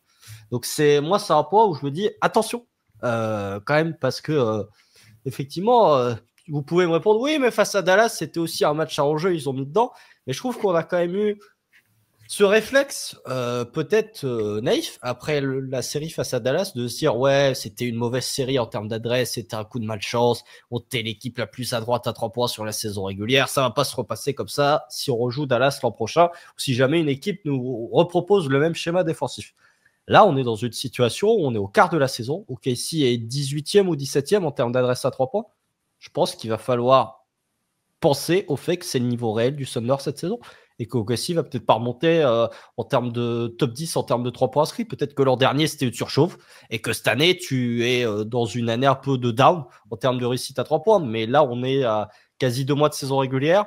Bah, il y a un moment où je pense qu'il faut accepter le fait que ta place actuelle en termes d'adresse à 3 points est peut-être correspond peut-être à ton niveau réel sur la saison. Ça augmentera peut-être la saison prochaine. Mais j'ai l'impression que cette année, OKC n'est pas forcément une bonne équipe à 3 points, aussi parce que tu en prends plus, aussi parce que tu avais des joueurs qui étaient complètement en feu, notamment les Cason Wallace l'an dernier qui sous-performent. Mais voilà, je pense que sur cette optique du 3 points, va falloir accepter, je pense, qu'OKC est une moins bonne équipe à 3 points que ce qu'elle était l'an dernier, ce qui n'est pas difficile, hein, entre guillemets, ce qui est logique d'être moins fort à 3 points cette année que tu ne l'étais l'an dernier. Mais par contre, ouais, moi j'ai cette inquiétude de me dire, face à Dallas, ça t'a déjà posé problème les 3 points qui tombaient pas dedans. Et là, tu rejoues un gros match en jeu et ça te repose de nouveau des problèmes. Ouais. La stat à 3 points sur les 2 matchs, parce que contre Dallas, on est en feu, mais 16 sur 62, donc 26% à peine. Voilà. C'est vraiment pas suffisant. Et j'avoue que je partage un peu cette inquiétude. Alors, je sais pas si sur de la régulière, 17-18, c'est le vrai niveau d'OKC, parce que régulière, t'as quand même des équipes bien pourries contre lesquelles tu peux cartonner, et des mecs, bah, tu l'as dit, à Isaiah Joe, ou, je sais pas, Cason Wallace, il va peut-être pas rester à 25% à 3 points toute la saison, tu vois, même s'il remonte à 32-33, mais que ça soit un niveau un peu plus honnête, ou Alex Caruso, on espère, peut-être mettre des tirs à un moment donné. Caruso, c'est vrai que ça commence à être dur. Il y a eu une série de 2 bons matchs, et ouais, là, c'est dur. Ça redevient compliqué, ouais. Ouais, il est laissé grand ouvert en plus. Hein. Mais ouais, non, je suis pas sûr que sur de la régulière, OKC soit si mauvais que ça à 3 points entre guillemets. Par contre, c'est surtout, comme tu l'as dit, sur des matchs à enjeu où les équipes peuvent s'adapter. OKC, pour l'instant, n'a pas le shooter à gros volume pour créer des différences via son tir. C'est ce qu'on espère avec Isaiah Joe, mais pour l'instant, c'est pas le cas. Pour l'instant, il en est pas capable. Et t'as que des joueurs bons shooters, mais avec des petits volumes. Donc, ça, en cumulé sur de la régulière, bah, t'as une bonne adresse à 3 points parce que bah, t'as quasiment pas de non-shooter côté OKC. Par contre, en playoff, bah, les équipes en face, elles choisissent de laisser délibérément des mecs ouverts. Et les mecs ouverts, faut qu'ils sanctionnent. L'an dernier, on a beaucoup mis la faute sur Josh Giddey à 3 points, à raison, parce qu'il rentrait rien et que c'était vraiment le plan de jeu adverse de laisser Josh Giddey ouvert. Mais est-ce que cette année, tu as trouvé la parade face à ça? Je suis pas sûr, parce que je vois, pour l'instant, Isaiah Joe, dans l'idée, c'est censé être un shooter élite, mais c'est pas ce qu'on voit cette saison. Et t'as pas trop d'alternatives derrière. Là où toutes les grosses équipes, ils ont des mecs quartiers à 3 points. Enfin, je sais pas, même Boston, tu vois, Sam Hauser, Peyton Pritchard, oui. ça enquille à 3 points comme, comme des grands malades. Surtout Peyton Pritchard cette saison, ouais, effectivement. Ah ouais. Mais même un Denver, quand ils sont champions, c'est un mec qui prend beaucoup de tirs contestés, mais Michael Porter Jr., c'est un mec qui a du gros volume à 3 points, et Caldwell Pope, c'est un mec un peu plus moyen, mais qui a quand même montré sur des playoffs qu'il était capable de sanctionner. Enfin voilà, tous les champions NBA ont ce profil de shooter élite qui permet d'apporter du spacing, même à Miami qui a été en finale avec Duncan Robinson. Enfin, voilà, toutes les top équipes ont ça, et c'est vrai que OKC, s'il y avait un manque, un point dans l'effectif, on s'est beaucoup concentré sur le playmaking, la capacité de troisième porteur de balle derrière chez Jaden. Est-ce que ce serait pas le shooter élite le souci? Je sais pas. Quand je vois Milwaukee avec AJ Green, tu vois, je me dis, bah, AJ Green en playoff, moi, je lui donne des minutes, hein, parce que c'est pas un joueur fantastique, mais à 3 points, il envoie du sale, quoi. Il est très, très fort à 3 points, AJ Green. Donc, je partage un peu tes inquiétudes, même si ça reste un match de NBA Cup à un tiers de la saison. Mais c'est vrai que oui, vu qu'il y a déjà eu ce problème-là contre Dallas, c'est vrai que c'est un peu, faudrait pas que la situation se répète en playoff parce qu'on est mal sinon. Bah, c'est-à-dire que tu t'en remets. Alors, d'une part, tu t'en remets à Zaya Joe et deuxièmement, tu t'en remets à Lugensort, quoi. Faut que Lugensort soit un shooter elite, ce qui n'est pas toujours le cas. Et puis surtout, sachant que Dort cette saison fait une très bonne saison au tir. Hein. Il est encore très très bon comme l'an dernier, mais voilà, c'est prime Lugensort, quoi. Ouais, et puis il perd toute son adresse dès que tu arrives sur les énormes matchs avec énorme enjeu. Donc ça, 0 sur 4 là. Voilà, c'est un peu embêtant, mais puis surtout le point que je voulais citer potentiellement, c'est que, ok, tu as des situations où tu as besoin de Ludor, tu as besoin d'Isaiah Joe. Bon, tu peux te dire, c'est des shooters de gros volume, mais si jamais tu estimes que tu as besoin d'un autre shooter de gros volume et que tu fais venir, je sais pas, moi je pense pas que ça sera, mais tu fais venir Cam Johnson, là, qui fait rêver beaucoup de fans de Casey. C'est la même situation. Pour moi, c'est le même cas de figure que ce que j'ai dit lorsque le cas Lauri Markkanen avait été cité l'an dernier. Faut pas déséquilibrer ta défense non plus. Alors, si tu veux prendre un shooter de gros volume, il faut aussi que ça fitte dans ton système défensif. Et potentiellement, shooter de gros volume et très bon shooter, et on voit que c'est le cas avec Isaiah Joe, et souvent, ça peut venir perturber une défense. Ouais, surtout faut pas que ça casse la construction d'équipe. Cam Johnson, c'est pas si mal comme profil, surtout que j'allais dire, peut-être avoir un shooter de grande taille, entre guillemets, parce que, alors je sais pas s'il y a un lien ou pas, c'est une théorie que je lance comme ça, mais quand tu regardes les 3 matchs de NBA Cup où le seul match qui est à droite, c'est contre Dallas, où on l'a dit, ils n'ont pas pu assez miser sur leur domination athlétique comme ils l'avaient fait en playoff. Et les autres matchs, c'est Houston qui te rentre dedans. Milwaukee, bon, athlétiquement, Milwaukee, c'est dégénéré. Et la série de playoffs contre Dallas, où c'est athlétiquement que tu as subi. Dans tous ces contextes-là, tu n'as pas rentré tes tirs. Est-ce que le fait d'avoir une équipe un peu petite, ça fait que tu subis trop athlétiquement et que tu es peut-être moins lucide sur ta prise de tir? Je sais pas. Il y a peut-être un truc à creuser. Là, pour l'instant, c'est un truc que je lance comme ça. C'est peut-être un hasard, hein, c'est peut-être pas du tout à ça, mais c'est vrai que c'est assez curieux de voir que le seul match sur la liste qu'on a faite où tu as été très adroit, c'est Dallas sans PJ Washington, donc Dallas sans le côté athlétique, plus, quoi. Ouais, sans le Némésis. Sans le Némésis, voilà. Et un tout dernier point que je voudrais citer, moi, en gros, mon ressenti sur ce match, même si ça s'envole beaucoup sur Twitter, c'est est-ce qu'il faut paniquer? Non. Est-ce qu'il faut considérer que ça n'était qu'un accident industriel? Non. Pour moi, c'est plus la réaction qu'il faut avoir suite à ce match potentiellement pour les futurs jours de playoffs, c'est de lever un sourcil et de faire ça fait 2 fois quand même, il y a des trucs assez bizarres. Et moi, le dernier point sur lequel je voudrais te lancer, Tom, avant d'aborder très rapidement la suite, c'est moi j'en avais déjà parlé, enfin ça fait longtemps que j'en parle, c'est le 3e porteur de balle, mais même au-delà du 3e porteur de balle, parce que je pense que Chet sera pas ce joueur-là, il n'est pas capable de créer via son dribble, ce sera pas lui qui sera capable de déstabiliser les défenses. C'est la problématique, moi, du 2e porteur de balle, à savoir J-Dub, où il est à 8 sur 21 sur le match face à Dallas, il est à 8 sur 20 sur le match face à Houston, et là, le match face à Milwaukee, je sais pas combien il est, 5 sur 19, 4 sur 19. 8 sur 20. 8 sur 20 aussi, comme ça, il est régulier. Il est régulier dans le pas très bon. Et moi, ce qui m'inquiète un petit peu, J-Dub, c'était déjà le cas face à Dallas. Il n'y a pas de panier facile pour J-Dub. En fait, il y a assez peu de séparation. Il y a assez peu de drive où il est capable vraiment de déposer son vis-à-vis. Vous regardez le match face à Milwaukee, les paniers faciles qu'il a, c'est quand il fait du jeu à 2 avec Hartenstein et qu'il a une pause d'écran. Mais par contre, sur de la pure création individuelle via le dribble ou via le premier pas ou via la physicalité, je trouve qu'il n'y a que des situations où soit il est en galère, soit il est obligé de se remettre à son shotmaking. Alors, je ne lui demande pas d'être au niveau de Shea en termes de capacité à créer une séparation, mais je trouve que face à des gros adversaires, face à des gros défenseurs, là aussi, ça fait plusieurs fois que je le trouve en difficulté et que finalement, tout paraît très difficile pour J-Dub à partir du moment où il a pas Hartenstein pour essayer de créer un décalage. Ouais. Ouais, le seul bon match, je trouve, dans les 3, alors que les pourcentages sont les mêmes, mais Houston, je trouve que son match est plutôt bon, et c'est le seul match où il a quelques tirs faciles à mi-distance. Ouais. Où il a quelques petits pick and roll avec Hartenstein, comme tu l'as dit. Voilà, ça lui débloque des choses, le fait d'avoir un poseur d'écran comme Hartenstein, mais c'est vrai que la production de J-Dub est insuffisante. Alors moi, je suis pas trop inquiet sur le côté second porteur de balle, parce que globalement, sur la saison, J-Dub, il est très bon. On en parle, dans les potentiels All-Star, etc. Donc c'est un gars qui... C'est un gars qui répond aux attentes, mais c'est vrai que, comme tu l'as dit, ces 3 matchs de NBA Cup, surtout Dallas et Milwaukee, il n'a pas été à son avantage. Et il n'a pas eu le niveau d'un second porteur de balle parce que, tu vois, Shea, c'est compliqué de lui taper dessus parce que, ok, le match contre Milwaukee passe à côté, mais globalement, Dallas-Houston, il est très bon. Enfin, en même temps, contre Houston n'est pas bon, mais après, il reprend. La deuxième mi-temps, niveau, il fout sa trentaine au final. Et bon, contre Dallas, on l'a dit, c'est un de ses meilleurs matchs de la saison. Mais le match contre Milwaukee, tu te dis c'est un match sans. J-Dub, pareil, tu vois les playoffs l'an dernier contre Dallas, tu peux te dire que c'est de l'apprentissage, mais il a été insuffisant concrètement en termes de responsabilité prise. Là, sur la NBA Cup, ce qui est intéressant, c'est qu'il les prend parce qu'il a pris il a pris au moins 20 tirs sur les 3 matchs. Mais il y a un manque d'efficacité, comme tu l'as dit, il n'y a pas de tir facile pour J-Dub. J'ai pas ressenti cette amélioration à 3 points aussi de J-Dub dans ces matchs-là. C'est qu'on cible un peu comme axe de progression. Là, ça s'est pas trop ressenti, malgré le fait que dans la régulière, pour le coup, il est bien meilleur dans ce domaine-là. Et bon, c'est un problème qu'on pointe sur J-Dub depuis qu'il arrive en NBA, mais la provocation de lancer. Damien Lillard, tu vois, il fait plutôt un bon match contre OKC, notamment parce que bon, il a 5 sur 10 à 3 points, il fait ficelle sur beaucoup d'occasions. Ouais. Mais quand il attaque le panier, il provoque des fautes.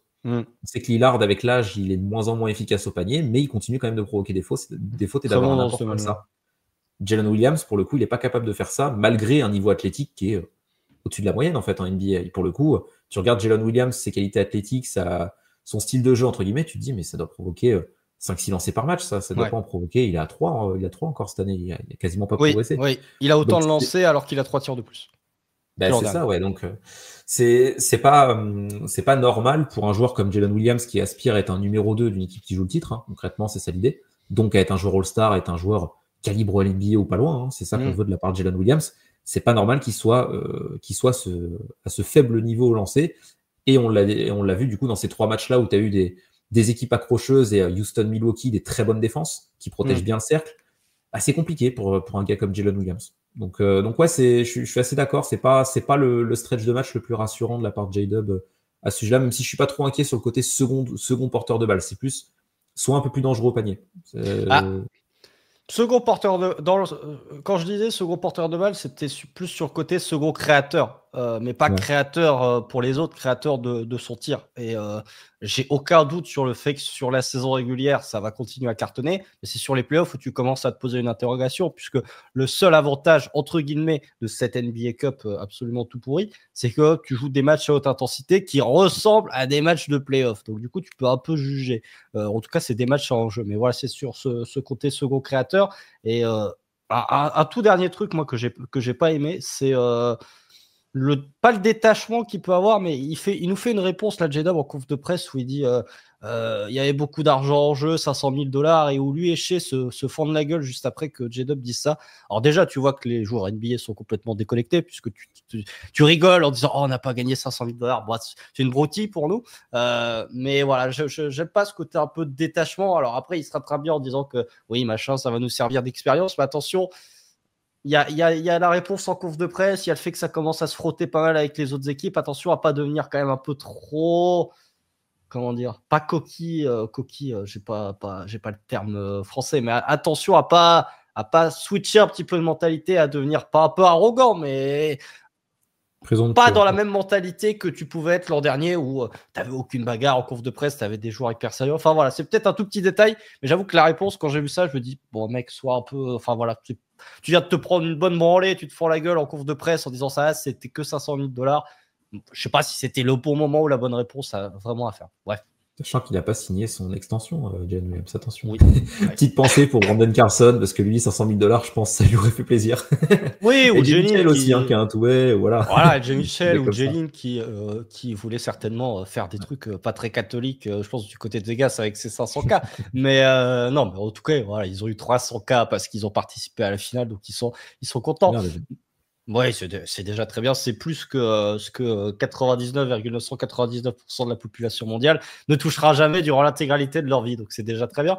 Mais ça va nous permettre d'aborder un peu la suite, puisque cette défaite ne comptant pas, et même si on est un peu négatif sur la défaite face à Milwaukee, s'il y a quand même minimum 3 défaites. Alors, en réalité, c'est 4. Mais du coup, si tu en perds 4, tu as le même nombre de défaites que les poursuivants de la conférence Ouest, à savoir Memphis, Dallas et Houston, qui sont respectivement à la 2e, 3e et 4e place de la conférence Ouest. Donc, OKC est quand même relativement bien parti sur ce début de saison pour potentiellement s'assurer un back-to-back first seed. Par contre, c'est l'heure de parler de la suite du calendrier, puisque monsieur Adam Silver avait quand même décidé de offrir un petite fin d'année pas piqué des hannetons pour OKC. Alors déjà, OKC était probablement l'équipe qui avait le plus de chances de jouer la finale de la NBA Cup à Vegas. Qu'est-ce que c'est dit la NBA ? Oh bah tiens, 48 heures après la finale de la NBA Cup à Vegas, tu vas faire un petit back-to-back à Orlando et à Miami. Bon, ça va, tu restes dans le même état, donc c'est pas trop dur. Mais par contre, ouais, le match face à Orlando, c'est la première équipe à 80 points qui a gagné, je pense, parce que là, en termes de scoring, ça va être assez catastrophique, je pense, des deux côtés. Match en antenne nationale, d'ailleurs, mais voilà, je trouve que le back-to-back Orlando-Miami, il n'est pas simple. Tu retournes à Washington, enfin, tu retournes à domicile pour jouer Washington. Bon, là, ça va, honnêtement, c'est Washington. Tranquille. Tu retournes à Indiana, tu vas à Charlotte, et ensuite, c'est le stretch, les amis. Fin 2024, début 2025, tu reçois Memphis. Tu reçois Minnesota pour la nouvelle année, tu reçois les Clippers, tu reçois New York en back-to-back, tu reçois Boston, et ensuite tu vas à Cleveland, à New York, tu vas à Washington, tu vas à Philadelphie, tu reçois Cleveland, tu vas à Dallas. Bon, c'est-à-dire que là, on entre dans ce qui est très certainement le stretch le plus difficile de la saison pour OKC. Il me semble qu'il y a le mois de mars aussi où c'est loin d'être simple, mais la fin décembre, début janvier, c'est très, très, très compliqué. Beaucoup de gros affrontements face à de grosses équipes, beaucoup de matchs qui s'enchaînent. Tom, je vais rapidement te lancer. Je pense que je ne sais pas trop la prochaine fois qu'on fera le point sur le Thunder, mais au moins, le point positif, c'est que va pas y avoir le championship hangover que tu peux avoir en disant ouais, c'est bon, on a gagné, on n'a rien à foutre. Je pense que là, vu comment la sauce a été salée lors du match face à Milwaukee, on peut compter sur un OKC prêt et motivé sur le match face à Orlando. Ouais, non, t'attends un mi 80 contre Milwaukee, tu joues Orlando, bon, les mecs, il va falloir se battre pour mettre 100 points, parce que Orlando en face, c'est quand même du très très lourd. Tu l'as dit, le calendrier, il est costaud, on va jouer énormément d'équipes de l'Est. Peut-être qu'on va plus jouer d'équipes de l'Est après ça, jusqu'à fin avril, on sait pas. Mais non, ouais, on joue que des équipes de l'Est, déjà, ça c'est marrant. Et oui, tu l'as dit, on commence déjà avec le back-to-back en Floride qui est costaud. Après, c'est vrai que le Wizards, Pacers, Hornets, à la limite, ça va, mais franchement... C'est des matchs à l'extérieur. Aller gagner à Indiana, c'est pas simple. Ouais, t'as Wizards à domicile, mais sinon, oui. Wizards, c'est un peu le petit repos, tu vois. C'est entre le 23 et le 24, voilà, avant de manger la dinde de Noël et tout. Hop, petit plus 40 contre. Avant de pas jouer à Noël. Voilà, exactement, ne pas jouer à Noël. Bien joué Adam Silver, là encore. Hein. Il est fort. On aime bien les publications de la NBA. Regardez, attention, surveillez chez Gilles Alexander, top joueur. Bon, c'est la troisième année quand même. À un moment donné, il faut se réveiller. C'est un des 5 meilleurs joueurs du monde. Voilà, ça fait 2 fois qu'il est top 5 MVP. Enfin, bon. Mais oui, non, le calendrier est costaud et comme tu l'as dit, la nouvelle année, j'aime pas trop le cadeau, hein, personnellement, parce que c'est vrai que le Grizzlies Wolves, c'est très costaud, mais à la limite, c'est à domicile. C'est vrai que le Clippers, Knicks en back-to-back, plus Celtics, il a pas dit, mais Celtics, c'est en horaire européenne, donc ils vont pas dimanche 21h30. Ils vont se réveiller, hop, petit match contre Jason Tatum. Non, mais alors ça. Bon, on est déjà à 1h17 de podcast, je vais faire un léger aparté sur ça. D'où c'est pas en antenne nationale. Oui. D'où ça n'est pas en antenne nationale. Et c'est pareil, je vais faire un deuxième aparté. J'ai défendu, au moment où le calendrier a été publié, le fait que c'était relativement logique qu'OKC joue pas à Noël. J'ai changé d'avis, c'est une connerie absolue de ne pas avoir foutu OKC à Noël. Je suis désolé. Tu mettais OKC contre Dallas, tu mettais OKC contre Minnesota, tu mettais OKC contre New York au lieu de mettre Victor Wembanyama. Je suis désolé. On est dans une période où il y a plein de débats, il y a plein de théories sur pourquoi les ratings sont un bon machin. Parce que quand tu as une bonne équipe, elle n'est jamais en antenne nationale parce qu'il faut mettre Stephen Curry, parce qu'il faut mettre LeBron James, parce qu'il faut mettre Kevin Durant. Alors oui, dans une logique court-termiste, ça va ramener plus d'audience. Par contre, à long terme, ça a des effets terribles pour ton produit. Voilà. Tu vends pas tes stars. Surtout, ils mettent en avant leurs stars américaines, Edwards, machin, mais t'as déjà des stars en NBA à mettre en valeur. Enfin, je sais pas, chez Gilles Alexander, c'est pas n'importe qui quand même. Enfin, on n'est pas des homers d'OKC en disant ça, quoi. Donc, ouais, non, c'est scandaleux. Surtout qu'OKC sort d'une saison où t'es premier de conf, tu perds en demi contre Dallas qui va en finale. Tu recrutes Hartenstein, Caruso, donc il y a une hype encore plus haute, c'est une équipe hyper jeune, machin, qui cartonne tout le monde les voit premier de l'Ouest. Je sais pas, Thunder Celtics, c'est match de Noël, ça me paraît... pas forcément le Thunder Celtics, quand même, Thunder qui joue le champion en titre... Non, mais je peux comprendre que tu mettes pas forcément OKC Boston parce que OKC en soi est sorti qu'en demi-finale de conf, donc t'es pas obligé en soi de mettre OKC face aux champions. Mais par contre, personnellement, je comprends pas pourquoi le OKC Boston là, de janvier à OKC se retrouve programmé un dimanche 21h30, la dernière semaine de saison régulière de NFL. Ça, par contre, c'est un truc que je ne comprends pas. Personnellement, j'ai pas compréhension totale. Surtout horaire européenne, il y a qui en européen dans les deux équipes? T'as Ousmane Dieng, quoi. Ouais, à la limite, Lugensdorf pour les francophones, mais voilà, c'est. Hartenstein, du coup. Oui. Hartenstein, l'allemand. C'est ça. Ouais. Mais ouais, non. Par contre, oui, pour revenir au calendrier, c'est vrai qu'on se tape une giga sauce. Hein. Parce que c'est vrai qu'après le Celtics, le Cavs Knicks, là. Et puis tout ce que tu as dit après. C'est vrai qu'après le Cavs et Mavs du 18 janvier, par contre, regardez le calendrier, on va bien rigoler. Hein. 3 des 4 prochains matchs, Nets Jazz, Blazers. Ça va. Voilà, ça aurait été bien d'équilibrer un peu, quoi. Parce que franchement, Ouais. là, on se tape un calendrier de fou. Mm. Donc, bonne chance aux Wizards hein, qui se tapent le match entre tous nos matchs de guerre impitoyable. S'il y a 2 défaites de suite, OKC va falloir se défouler. Donc, courage, courage Washington. Ouais. Mais voilà, non, mais c'était pour faire un petit peu le point. On va s'arrêter là. On vous remercie déjà si vous êtes allé jusqu'au bout de l'épisode. Si vous avez. Et si je peux rajouter un dernier petit point, Vas-y. ramener Aaron Wiggins sur le parquet parce qu'il est porté disparu. Ah, C'est vrai qu'on n'en a pas parlé, mais Aaron, Degnault, il y a Aaron là. Il est là ouais, sur le banc, il attend de rentrer. Aaron Wiggins, il faut défendre en fait. Oui, par contre, oui. Il faut défendre. À la place. Je kiffe bien AJ Mitchell, mais. Ouais, non, je suis d'accord. Mais par contre, Aaron Wiggins, en fait, il faut défendre. Et c'est le tout dernier point pour vraiment boucler la boucle. Le problème, c'est que si jamais tu veux trader Isaiah Joe et Aaron Wiggins, comme tu les as prolongés sur respectivement 4 et 5 ans, c'est plus dur à bouger que si le contrat il est expirant en janvier de l'année 2025. Enfin, en juin, pardon, de l'année 2025. Donc, attention quand même sur ce point-là, même si, voilà, c'est passager. Mais je vois qu'il y a beaucoup de trades qui sont proposés.